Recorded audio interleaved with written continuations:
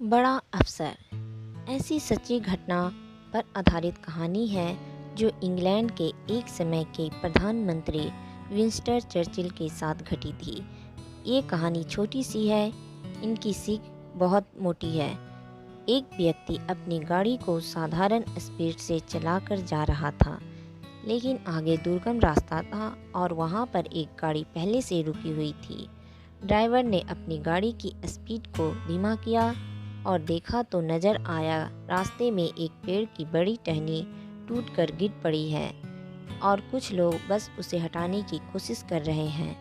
Driver ने देखा वो टहनी बहुत वजनदार थी और उन लोगों से हट नहीं रही थी, इसीलिए उसने गाड़ी से उतरकर उसकी मदद करने का निर्णय किया। जब वह नज़दीक गया तो मालूम हुआ कि वहाँ 4 लोग मिलकर टहनी को रास्ते से दूर धकेलने की कोशिश कर रहे थे और एक हाथ में छड़ी लेकर उसे निर्देश दे रहा था। इससे ड्राइवर को बड़ा आश्चर्य हुआ। उसने निर्देश देने वाले व्यक्ति के पास पहुंचकर शांतिपूर्वक पूछा, श्रीमान, यह 4 लोग इस पेड़ की टहनी को हटाने में कोशिश कर रहे हैं, लेकिन इनसे यह हट नहीं रही है। यदि आप भी अपनी छड़ी को बाजू में रखकर इनकी मदद करें तो शायद यह टहनी हट जाएगी। इसके जवाब में उस शख्स ने बताया, ये चारों लश्कर के जवान हैं और मैं इनका बड़ा अफसर हूँ, इसीलिए यह काम मेरे करने का नहीं है। मेरा काम सिर्फ इन्हें निर्देश देना है। अगर तुम्हें इनके बारे में इतनी ही परवाह है तो तुम्हें खुद ही इनकी मदद करनी चाहिए।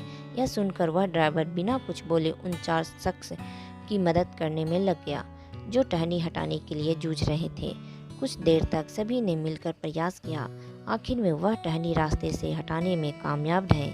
इसके बाद वह ड्राइवर फिर से निर्देश देने वाले अफसर के पास आया और कहा, देखा आपने, हम सब ने मिलकर इस टहनी को रास्ते से हटा दिया। यह बात ठीक है कि आप लश्कर के बड़े अफसर होंगे, लेकिन इसका मतलब यह नहीं है कि आप अपने जूनियर के साथ काम नहीं कर सकते हैं।